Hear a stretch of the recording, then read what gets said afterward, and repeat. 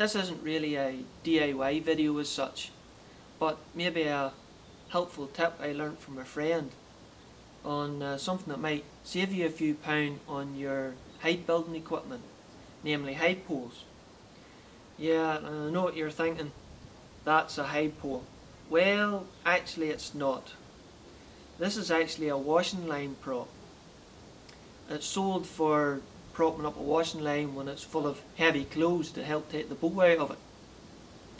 And to look at it, it looks exactly like a height pole. It's even got the wee twist lock system on it for locking it at different heights. It's got a hook on it. The only thing is, it's made of steel instead of aluminium, so it's a wee bit heavier, and no point on the end. It's left blunt with a little plastic cap on it, which in some of the wet mucky fields in Northern Ireland wouldn't be that much of a disadvantage, but in somewhere else where the ground's harder or stony, it would be difficult to push it in. So I couldn't lay it like that and decided to make a few points of my own. Now, I know lathe work is a little beyond what most people would consider DIY, but I'm lucky enough to have one here at home, which is my father's, and I wouldn't say I'm brilliant on it, but I can get by, and made a few points, and I'll show you how they got on. Okay, the first task is to take the little rubber stoppers off the end using a flat-headed screwdriver. Then, using the tip of your little finger, see if there's any ridges or deburrs inside of the tubing. If so, take a little round file and file them off.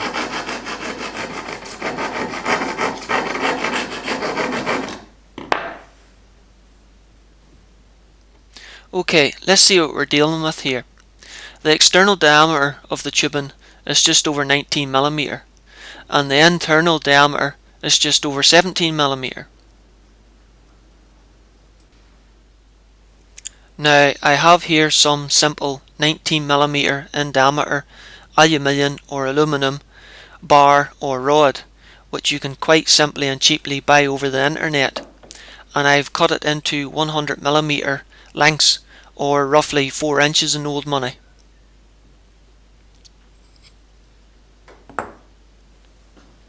Hey boy, where do you think you're going?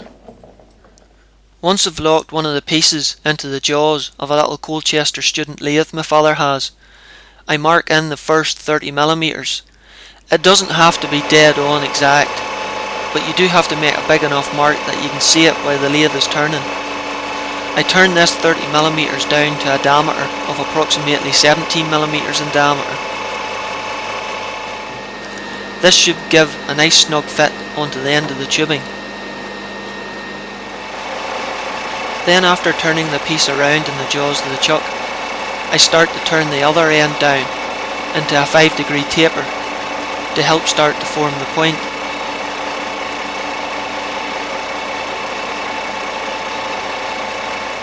Then I finish this off with a much steeper 20-degree taper, as I don't want a needle sharp point on it. And there you go, 4 nice points ready to fit onto the end of the poles. You can see the overall length is still 100mm, with the first 30mm turned down to a diameter of approximately 17mm. The points can now be pushed on to the end of the poles. If there's still a wee bit of a tight fit, you can always tap them into place off a wooden block on the floor. Now we need to permanently fix them into place. To do this, I measure in 10mm from the end of the tubing on one side, then 20mm in from the end of the tubing on the other side. Then, using a hammer and either a fine punch or a nail with a sharp point, mark where you want to put your drill holes. The dent the nail or the punch makes will help stop the drill bit from slipping. Then, using a 5mm diameter drill bit, drill a hole at the 10mm mark and the 20mm mark. Notice I haven't drilled all the way through the pole, but just drilled the hole approximately 14 to 15mm deep. This should allow a 4.8mm diameter by 13mm long pot rivet to fit nice and flushly into the hole. Simply take the pot rivets and the pot rivet gun, push them down into the hole as deep as they go, and tighten them off to the snap.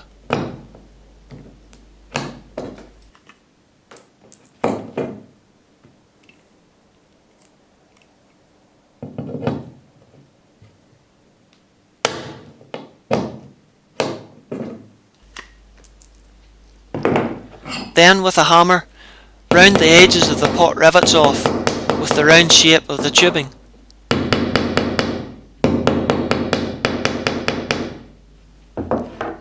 And there you go. Okay, I'll not win any fashion awards, but I don't think that point's going to be coming off in a hurry. Now you could drill a hole all the way through the pole and use either a longer pot rivet or a bolt to hold it in place, but I was trying to keep them a little streamlined so they'd push in and out of the ground easily. Now I understand that not too many people will have a lathe at home to do this sort of thing, so another way to do it would be to use an angle grinder and a fine cutting disc. Now, do I have to say eyes and ears, everybody?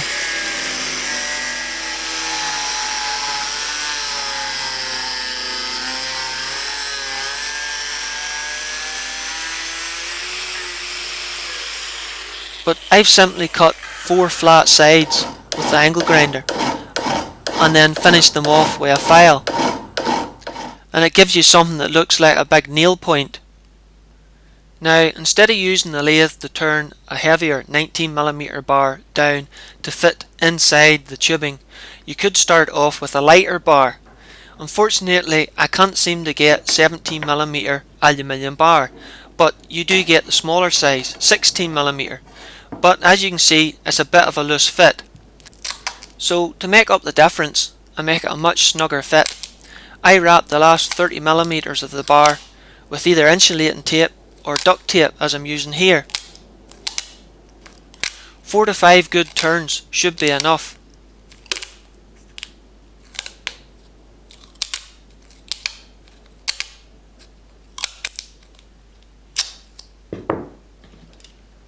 Then cut the excess off. It doesn't have to be that neat. And push it inside the tubing. This should hold the point in place while you drill and rivet it as before. Okay, it's maybe not as pretty looking as the lathe turned points, but it'll certainly do the job. The poles extend from 146cm to 270cm, so you've got plenty of length there.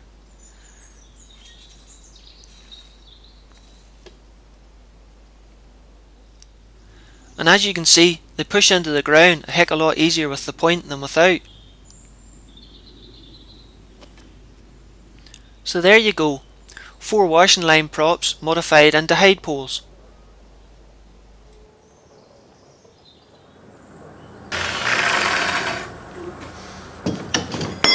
Wow, it's hotter than I give it credit for.